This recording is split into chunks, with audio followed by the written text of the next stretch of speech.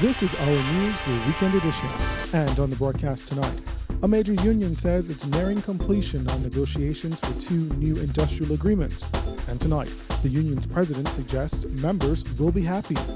Plus, a former attorney general endorses the call for stiffer penalties for drivers of hit-and-run accidents. And later on, a senior citizen's home makes an appeal for help.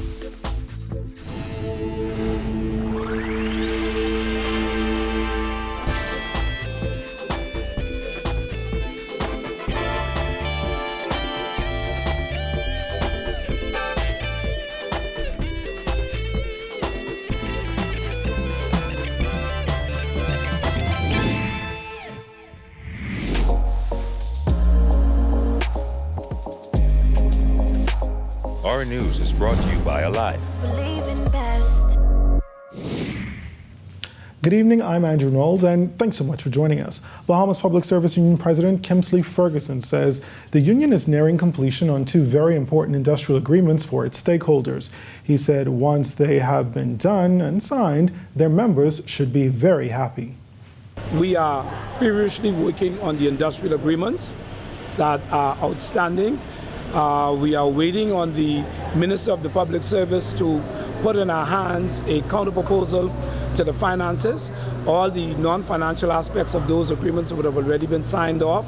According to Ferguson, the union has to speak with the airport authority regarding an issue with its current industrial agreement. But when it comes to the Public Hospitals Authority, Ferguson says there is light at the end of the tunnel. We are as well feverishly working on the industrial agreement for the Public Hospitals Authority, and we are nearing completion with both of those industrial agreements. And so we want to encourage our members to bear with us as we make an effort to get a proper agreement that will be beneficial for them in these tough economic times. From the courts tonight, officers of the Central Detective Unit brought 26-year-old Bradley Strawn of Hospital Lane before Magistrate Samuel McKinney to face 3 counts of burglary, 3 counts of stealing, and 1 count of receiving connected with a string of house break-ins on Westway Street.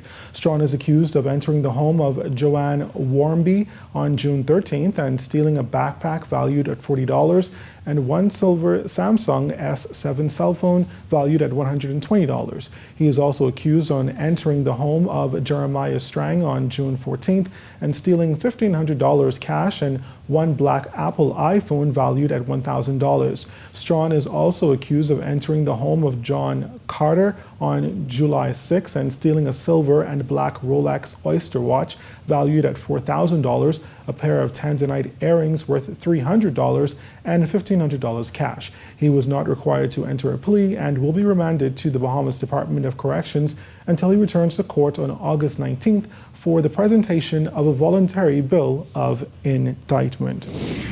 Well, former Cabinet Minister Alfred says he supports calls from members of the opposition for stiffer penalties for drivers who leave the scene of fatal accidents. The consequences of running into someone's building or knocking down someone's wall is not as serious as taking a human life.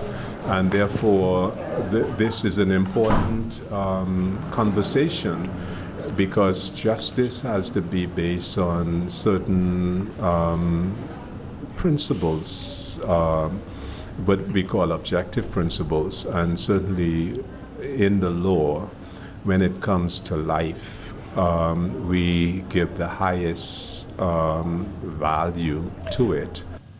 Back on July 2nd, 15-year-old Leo Dorsley was struck and killed by a truck. The driver then fled the scene. Police have since not been able to locate the person responsible. You're leaving the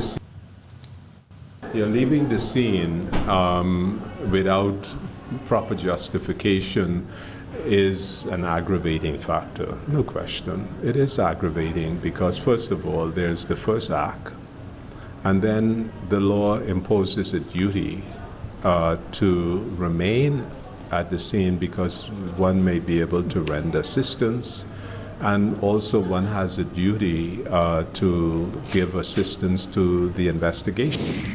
More than 10 suspected migrants were apprehended and found in possession of suspected marijuana Friday afternoon. It was around 5 p.m. when Defense Force Marines along with immigration officials were on patrol in waters in the northern Bahamas when they spotted a 25-foot go-fast vessel 3 miles off West End, Grand Bahama.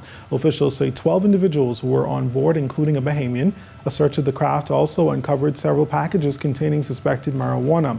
Now, the nationalities of the foreigners and quantity of drugs have not been confirmed. The captain and occupants of the vessel were subsequently taken into custody and handed over to police and immigration officials in Freeport for further processing.